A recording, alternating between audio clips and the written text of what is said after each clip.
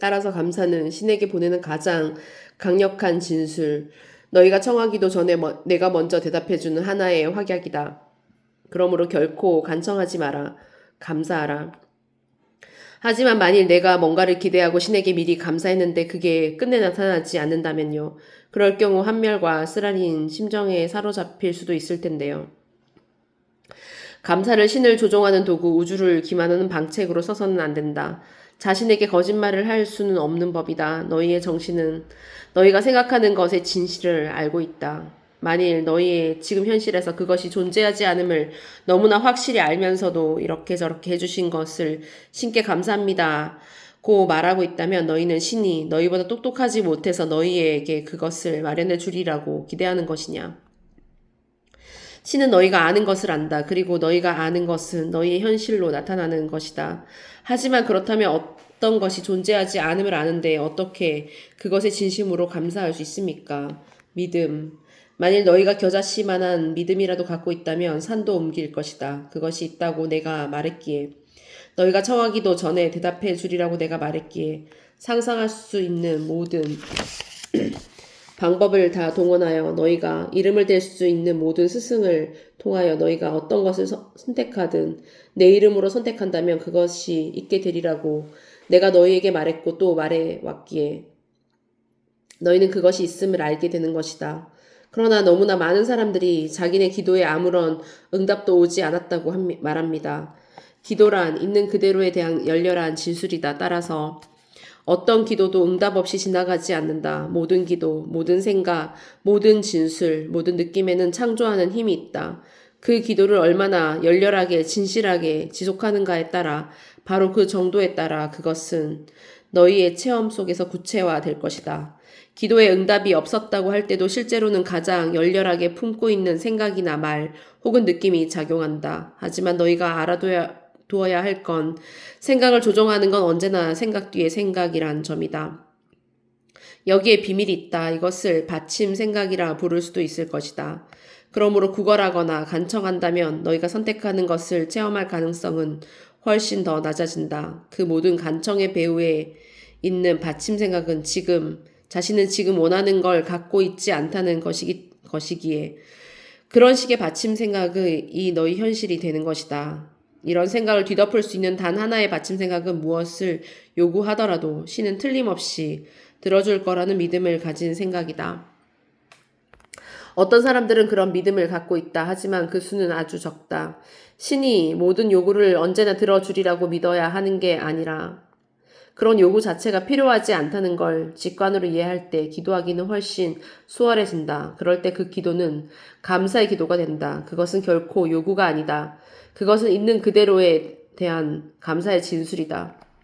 기도가 있는 그대로에 대한 진술이라고 하실 때 신인 당신은 아무것도 하지 않으며 기도 뒤에 일어나는 모든 일은 그 기도가 만든 결과일 뿐이라 말씀입니까?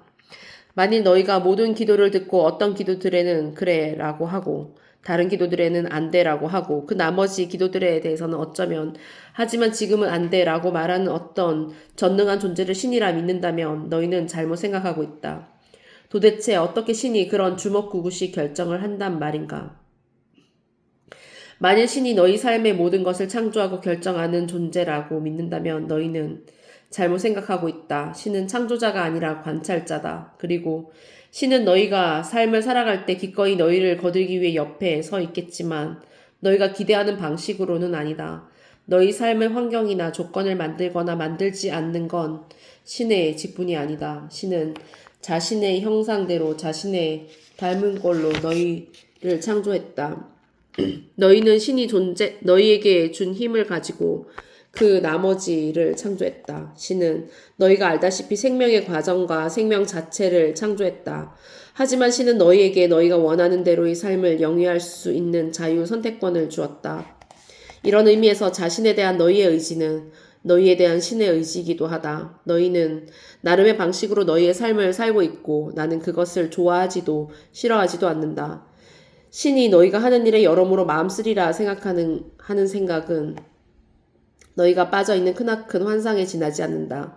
이런 말을 들으면 무척 서운하겠지만 나는 너희가 뭘 하든 마음 쓰지 않는다. 하지만 너희라고 아이들을 밖에 나가 놀게 할 때 아이들이 뭘 하는지에 신경을 쓰는가? 그 애들이 술래잡기를 하든 숨바꼭질을 하든 흉내놀이를 하든 너희에게 그것이 중요한 문제일까? 아니다. 아이들이 완벽하게 안전하다는 걸 너희가 이미 알고 있으니 그것은 중요한 문제가 아니다. 너희는 아이들을 편안하고 만사가 순조로워 보이는 환경 속에 놓아두었다.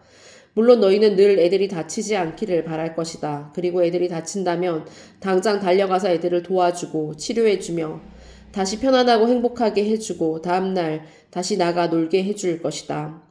이튿날에도 애들이 숨바꼭질을 택하든 흉내놀이를 택하든 너희는 상관하지 않을 것이다. 물론 너희는 애들에게 어떤 놀이가 위험한지 얘기해 줄 것이다. 그러나 너희는 애들의 이 위험한 짓을 하는 걸 막을 수는 없다. 항상 그렇게 할 수 있는 것도 아니고 영원히 할 수 있는 것도 아니다. 지금부터 죽음에 이르기까지의 모든 순간마다 그렇게 할 수는 없다. 현명한 부모는 이 점을 알고 있다. 그러나 부모는 그 결과에 마음 쓰는 것을 결코 그만두지 못한다. 과정에는 그다지 마음 쓰지 않지만 결과에는 무척 마음 쓰는 이 같은 양면성이 신의 양면성을 설명할 때 비슷한 예가 된다. 그러나 어떤 의미에서 보면 신은 결과에도 마음 쓰지 않는다. 궁극의 결과에 대해서는 궁극의 결과는 보장되어 있기 때문이다. 따라서 삶의 결과가 불확실하다는 생각은 인간들이 품고 있는 두 번째 크나큰 환상일 뿐이다.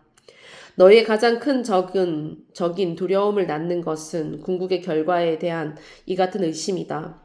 너희가 결과를 의심한다면 너희는 창조주 즉 신을 의심해야 하고 신을 의심한다면 너희는 평생 동안 두려움과 죄책감 속에 살아야 하기 때문이다.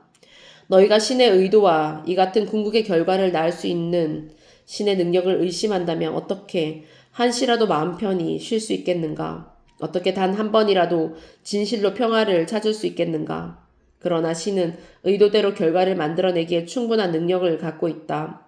하지만 너희는 이것을 믿지 못하거나 믿지 않으려 한다. 너희가 신의 전능함을 주장한다 하더라도. 그리하여 너희는 신의 의지를 해방할 방법을 찾아내려고 신과 맞먹는 힘을 너희의 상상 속에서 창조해내야 했다. 이렇게 해서 악마라 부르는 존재가 너희의 신화 속에 탄생했다. 너희는 신이 이 존재와 전쟁을 치르고 있다는 상상까지 해왔다. 신도 너희가 하는 식으로 문제를 풀 거라 생각하면서 마지막으로 너희는 신이 이 전쟁에서 실제로 질 수도 있다고 상상해왔다. 이 모든 것이 사실상 너희가 알고 있다고 여기는 신의 이미지를 훼손하는 것이지만 여기서 중요한 건 그게 아니다. 문제는 너희가 환상 속에 살고 있으며 그 때문에 두려움에 시달린다는 것이다. 신을 의심하겠다는 너희의 바로 그 결심 때문에. 그러나 내가 새로운 결정을 내린다면 그러면 어떤 결과가 빚어질까? 내게 말해주겠다. 너는 부처처럼 예수처럼 그리고 너희가 일찍이 숭배했던 그 모든 성인처럼 살게 될 것이다. 그러나 다수의 성인들에 대해 그러했듯이 사람들은 너를 이해하려 들지 않을 것이다. 그리고 내가 느끼는 평온함과 삶의 기쁨과 마음속의 법렬을 설명하려 들면 그들은 내 말을 듣긴 하겠지만 받아들이지는 않을 것이다. 그들은 내 말을 따라하겠지만 거기에 덧붙이려 할 것이다. 그들은 자기네가 찾지 못한 걸 내가 어떻게 찾아냈는지 궁금해하다가 이윽고 질투를 키워갈 것이다. 질투는 얼마 안가 분노로 바뀌어 그들은 화를 내면서 신을 이해하지 못하는 쪽은 너라는 걸 내게 납득시키려 애쓸 것이다. 그리고 내가 느끼는 기쁨에서 너를 떼내지 못한다면 그들은 크나큰 분노에 휩싸인 나머지 너를 해치려 들 것이다. 그리고 내가 그래봤자 소용없다. 죽음조차도 내 기쁨을 방해할 수 없고 내 진실을 바꿀 수 없다고 하면 그들은 분명 너를 죽일 것이다. 그러고 나서 내가 죽음을 받아들이는 그 평온함을 보게 되면 그들은 성자라 부르며 다시 너를 사랑할 것이다. 자기네가 가장 소중히 여기는 것을 사랑하다가 파괴하고 다시 사랑하는 게 사람의 본성이기 때문이다. 하지만 왜죠? 우리는 왜 그렇게 하는 거죠? 인간의 모든 행동은 그 가장 깊은 단계에서 두 가지 감정 중에 어느 하나, 곧 두려움이나 사랑에서 시작된다. 사실 영혼의 언어 속에는 단 두 가지의 감정, 단 두 마디 말만이 존재한다. 이 둘은 내가 우주와 너희가 오늘날 알고 있는 바대로의 세상을 만들었을 때 함께 창조했던 위대한 양극성의 두 극단이다. 이 둘은 너희가 상대성이라 부르는 체계가 존재할 수 있게 해주는 두 극점, 알파와 오메가다. 이 두 극점이 없다면, 현상에 관한 이 두 개념이 없다면 어떤 다른 개념도 존재할 수 없다. 인간의 모든 생각과 행동은 사랑이나 두려움 어느 한쪽에 뿌리를 두고 있다. 그 밖에는 다른 어떤 행동, 동기도 존재하지 않는다. 그 밖의 모든 개념은 이 둘의 파생물에 지나지 않는다. 그것들은 그저 같은 주제의 변주들, 다른 꼬임들일 뿐이다. 이것에 대해 깊이 생각해보라. 그러면 너는 그게 사실임을 알 것이다. 이것이 바로 내가 받침 생각이라 부른 것이다. 받침 생각은 사랑이나 두려움에서 비롯된 생각이다. 이것은 생각 뒤의 생각이다. 이것은 최초의 생각이며 원초의 힘이고 인간 체험의 엔진을 움직이는 생자 에너지다. 따라서 사람들의 행동이 거듭거듭 반복 체험을 하게 되는 것이 이런 사정 때문이며 사람들이 사랑하다가 파괴하고 다시 사랑하는 까닭도 여기에 있다. 사람들은 이 감정에서 저 감정으로 늘 흔들린다. 사랑은 두려움을 낳고 두려움은 사랑을 낳고 사랑은 두려움을 낳고 그리고 그 이유는 신이 믿을 수 없는 존재라는 첫 번째 거짓말, 너희가 신에 관한 진실이라 여기는 바로 그 거짓말에서 찾을 수 있다. 신의 사랑에 기댈 수 없으며 신은 너희를 조건부로 받아들이며 따라서 궁극의 결과는 불확실하다는 그 첫 번째 거짓말에서 너희가 항상 거기에 있는 신의 사랑에 기댈 수 없다면 대체 누구의 사랑에 기댈 수 있단 말인가? 너희가 제대로 해내지 않는다고 해서 신이 뒤로 물러다 움츠린다면 평범한 인간들이야 더 말할 나이도 없지 않겠느냐.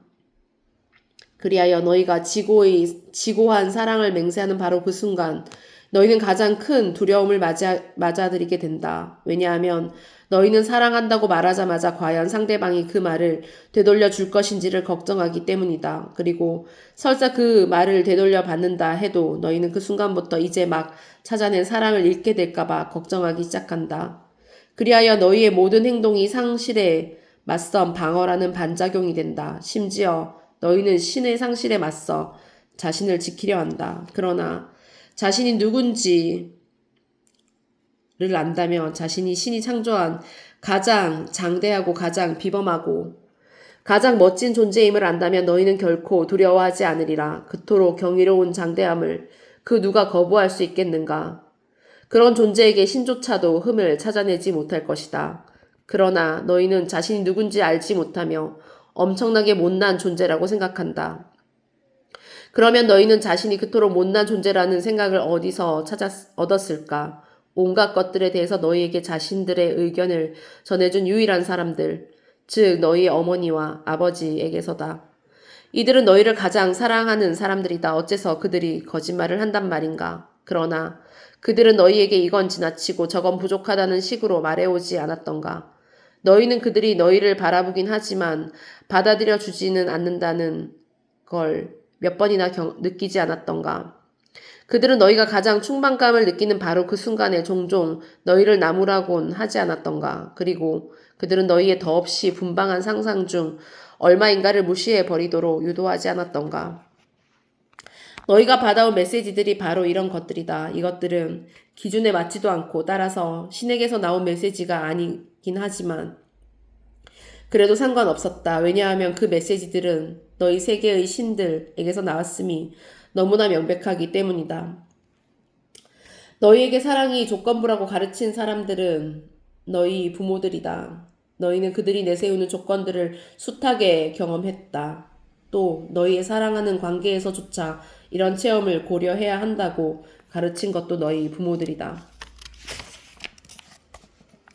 그것은 또 너희가 내게 적용하는 체험이기도 하다. 이런 체험에서 너희는 나에 관한 결론을 이끌어내며 이런 틀 속에서 너희는 너희의 진실을 이야기한다. 신은 사랑의 신이지. 하지만 우리가 그분의 계명을 어긴다면 그분은 우리를 영원히 추방하고 영원히 단죄하실 거야. 너희는 너희 부모가 내린 추방을 체험했고 그들이 내린 단죄의 고통을 알고 있다. 그런데 어떻게 내가 그것과 다르리라고 너희가 상상할 수 있겠는가? 너희는 조건 없이 사랑받는 게 어떤 건지 잊어버렸다. 너희는 신의 사랑을 체험했던 걸 기억하지 못한다. 그리하여 너희는 세상에서 보는 사랑의 모습에 따라 신의 사랑이 어떤 것인지 상상해 보려 했습니다. 너희는 부모의 역할을 신에게 투사해왔기 때문에 너희가 한 짓을 어떻게 받아들일지 심판한 다음 상을 주거나 벌을 주는 신을 만들어낸다. 그러나 이것은 너희의 신화에 근거한 지나치게 단순화된 신관이다. 이것은 내 본질과는 아무 관계도 없다. 너희는 이렇게 영적 진리들이 아니라 인간의 체험에 근거한 신에 관한 사유체계를 전체를 만들어낸 뒤 사랑을 둘러싼 실체 전체도 창조해냈다. 그것은 복수심에 불타는 무서운 신이라는 개념의 뿌리를 둔 실체이며 두려움에 그 근거를 둔 실체다. 그것의 받침 생각은 틀린 것이지만 그런 생각을 부정한다면 너희의 신학 전체가 무너질 것이다. 그러므로 그런 신학을 대신할 새로운 신학이 참으로 너희를 구원해 준다 할지라도 너희는 그것을 받아들일 수 없다. 왜냐하면 두렵지 않은 신, 심판하지 않는 신, 벌줄 이유가 없는 신이라는 개념은 그냥 너무나 근사해서 신의 본질에 관한 너희의 어떤 거창한 관념으로도 도저히 받아들일 수 없기 때문이다.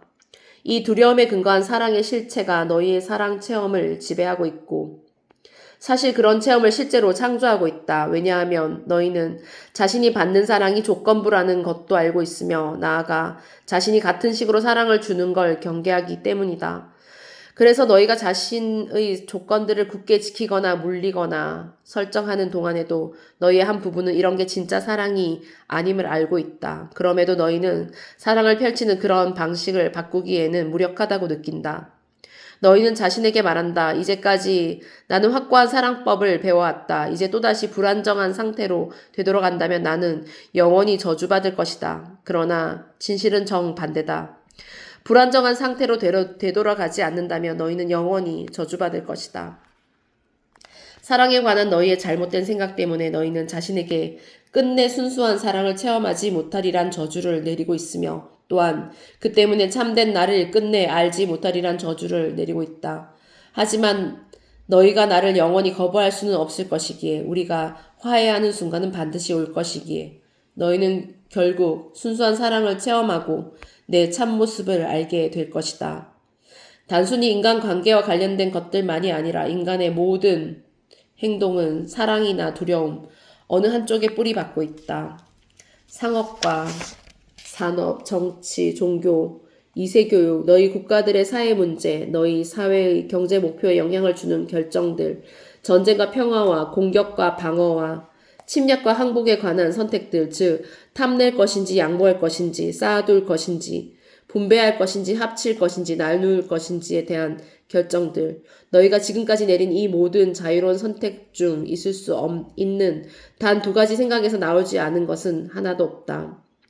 즉 그것은 사랑이라는 생각이나 두려움이라는 생각이다. 두려움은 움츠러들고 닫아걸고 조이고 달아나고 숨고 독점하고 해치는 에너지다. 사랑은 펼치고 활짝 열고 풀어주고 머무르고 드러내고 나누고 치유하는 에너지다. 두려움은 우리 몸을 옷으로 감싸지만 사랑은 우리가 발가벗고 설 수 있게 해준다. 두려움은 우리가 가진 모든 것을 틀어지고 집착하게 하지만 사랑은 우리가 가진 모든 것을 나눠주게 한다. 두려움은 갑갑함을 지니지만 사랑은 정을 지닌다. 두려움은 움켜잡지만 사랑은 보내준다. 두려움은 사무치게 하지만 사랑은 달래준다. 두려움은 공격하지만 사랑은 치유한다. 인간의 모든 생각과 말과 행동은 이 두 가지 감정 중 어느 하나에 근거하고 있다. 그 외에 다른 감정이란 없기에 너희에게 다른 선택의 여지는 없다. 그러나 이 둘 중 어느 쪽을 선택하느냐는 너희의 자유다. 당신은 아주 쉽게 말씀하시지만 우리가 결정을 내리는 순간에는 두려움이 이기는 경우가 훨씬 많습니다. 그건 왜입니까? 두려움 속에 살도록 길들여졌기 때문이다. 너희는 가장 잘 적응하는 자가 살아남고 가장 강한 자가 승리하며 가장 영리한 자가 성공한다고 들어왔다. 너희는 지고한 사랑의 영광에 대해서는 거의 들어본 적이 없다. 그리하여 너희는 이런저런 방식으로 가장 잘 적응하고 가장 강하고 가장 영리한 사람이 되려고 발버둥치며 어떤 상황이든 자신이 이에 못 미치는 것처럼 여겨지면 가진 걸 잃게 될까봐 두려워한다. 못 미치는 건 곧 잃는 것이라고 들어왔기 때문이다. 당연히 너희는 두려움이 뒷받침된 행동을 선택한다. 너희가 이제까지 배워온 게 바로 그런 것이기에. 그러나 내가 너희에게 가르치는 것은 이렇다. 너희가 사랑이 뒷받침되는 행동을 선택할 때 너희는 생존 이상을 하게 될 것이고 이기는 것 이상을 하게 될 것이며 성공 이상을 하게 될 것이다.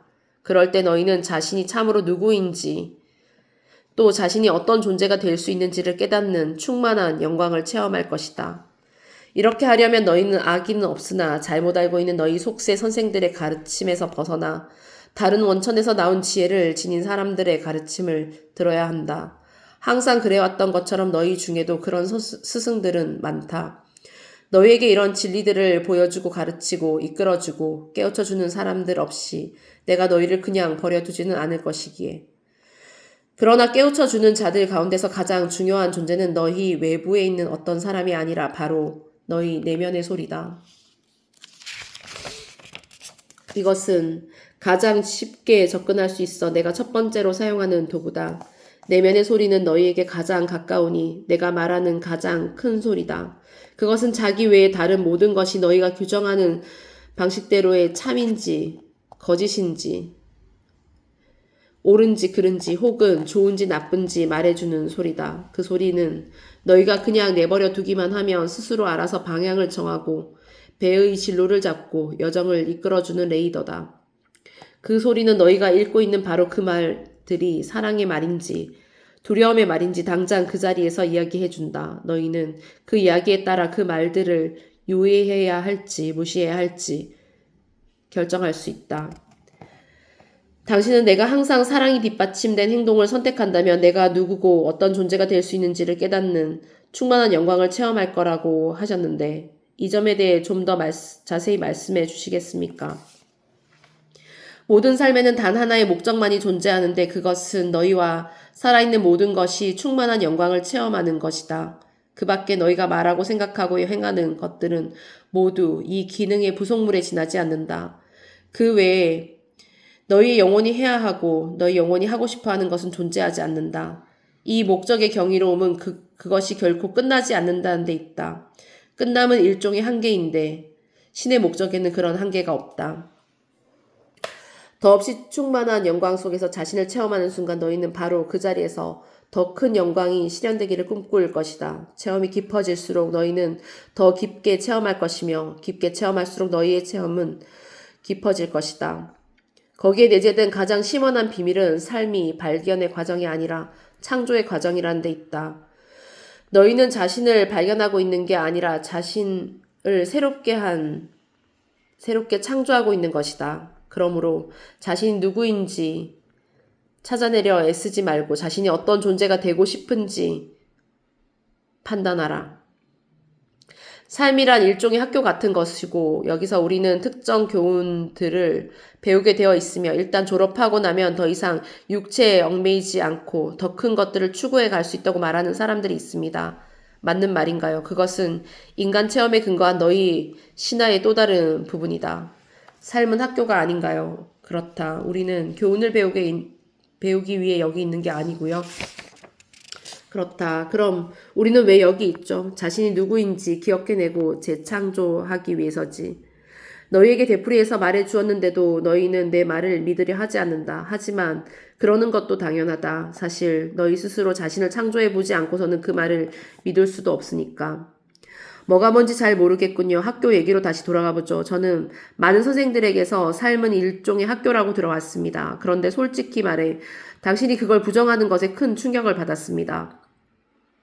학교는 너희가 알고자 하는 어떤 걸 모를 때 가는 곳이다. 너희가 어떤 걸 이미 알고 있고 너희가 원하는 것이 그 알을 체험하고 싶은 것뿐이라면 너희가 가야 할 곳은 학교가 아니다. 3. 너희 표현대로 삶이란 너희가 이미 개념으로 알고 있는 것을 체험으로 알게 해주는 기회다. 이걸 하기 위해 뭔가 배울 필요는 전혀 없다. 너희는 그저 이미 알고 있는 걸 기억해내고 그에 따라 행동하면 되는 것이다. 무슨 말씀인지 제대로 이해할 수가 없군요. 이렇게 시작해보자. 영혼. 너의 영혼은 언제나 알아야 할 모든 것을 알고 있다. 영혼에게 숨겨진 것, 미지의 것은 하나도 없다. 그러나 암만으로는 충분하지 않다. 영혼은 체험하고자 한다. 내가 자신의 관대함을 알 수는 있다. 하지만 자신의 관대함을 펼치는 뭔가를 하지 않는다면 너는 오직 개념만을 갖고 있을 뿐이다. 내가 자신의 친절함을 알 수는 있다. 하지만 누군가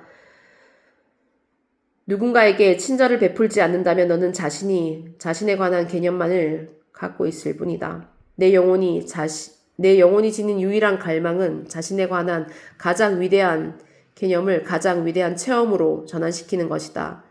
개념이 체험이 되기 전까지는 존재하는 모든 것은 사색에 불과하다. 나는 나 자신에 관해 오랫동안 사색해왔다.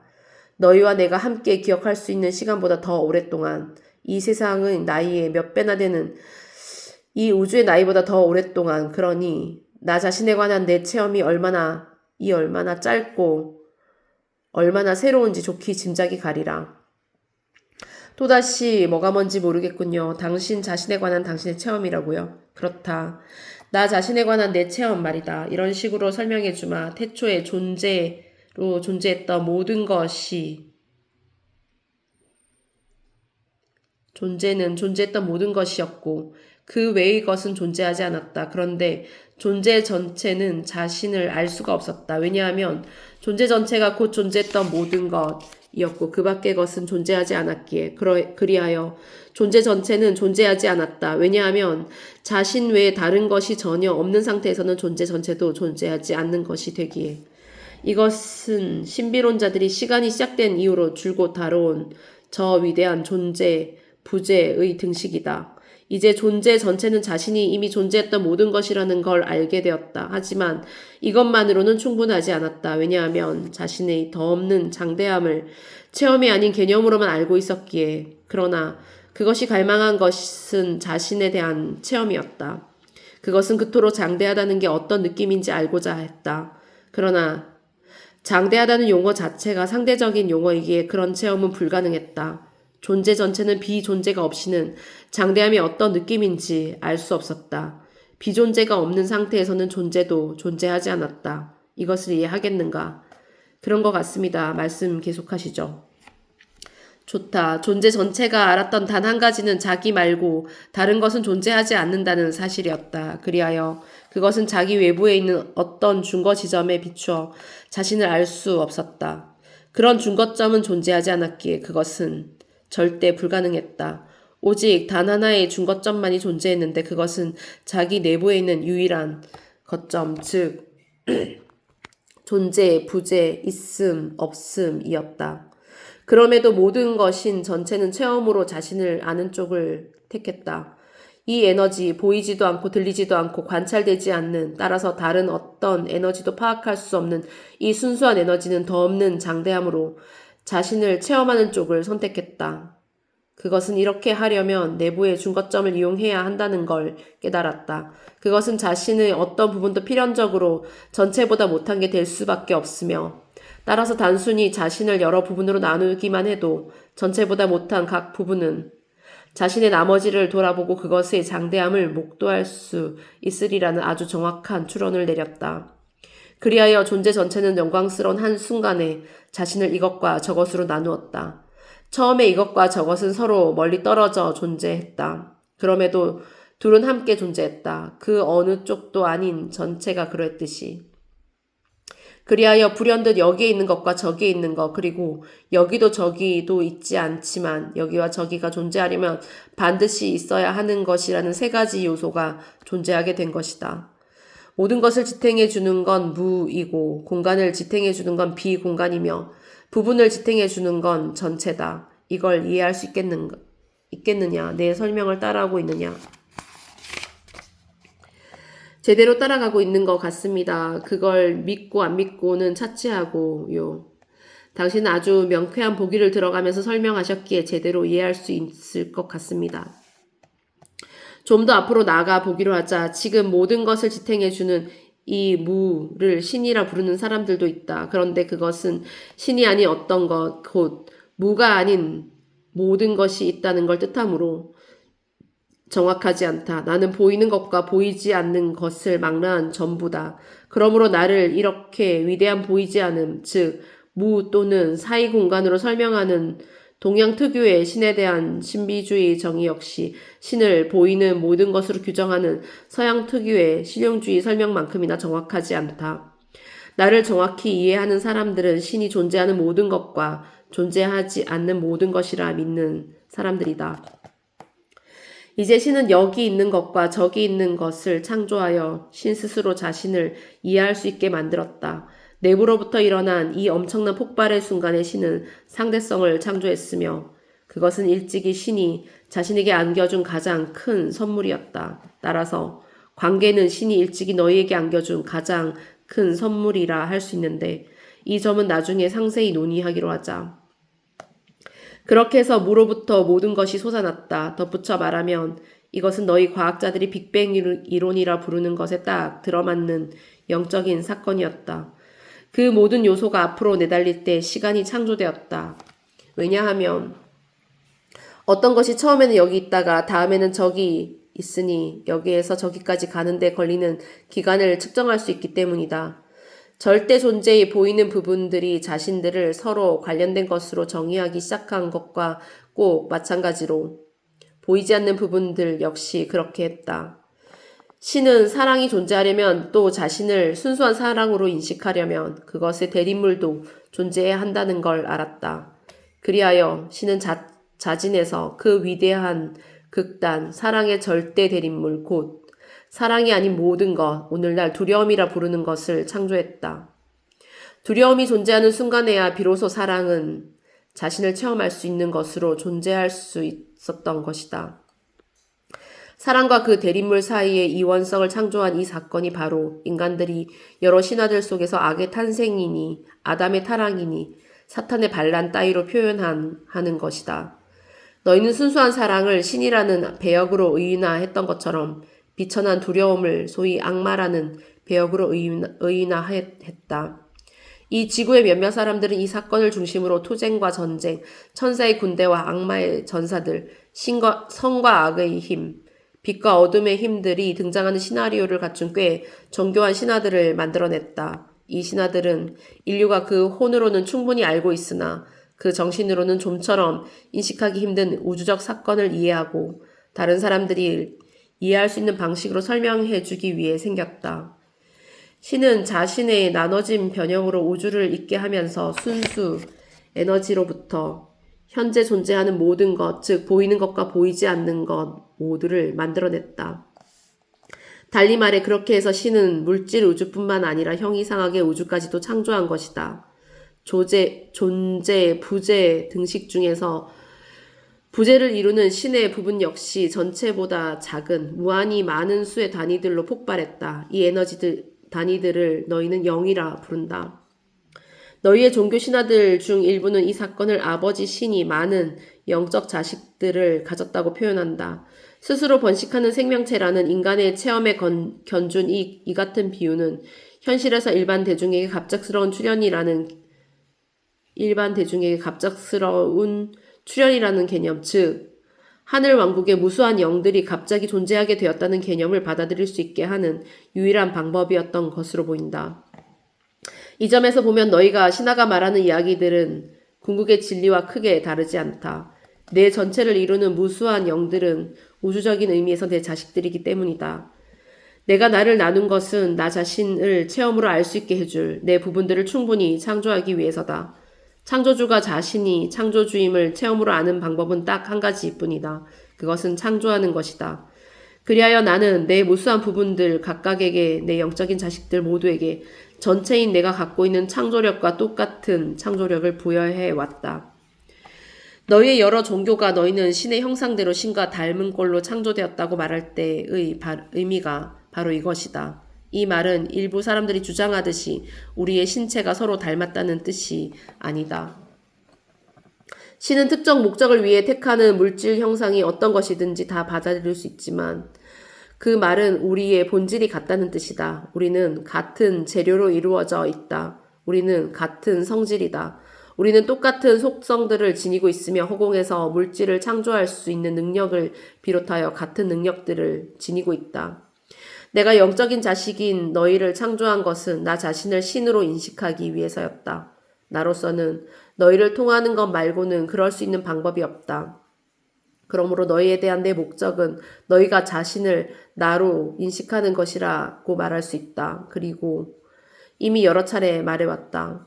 이것은 굉장히 간단해 보이지만 더 들어가면 아주 복잡해진다. 왜냐하면 너희가 자신을 나로 인식할 수는 있는 딱 하나의 방법은 우선 너희 자신을 나 아닌 존재로 인식하는 것이기 때문이다. 이제 이야기가 아주 미묘해질 테니 내 얘기를 따라오려면 정신을 바짝 차려야 한다. 준비되었느냐?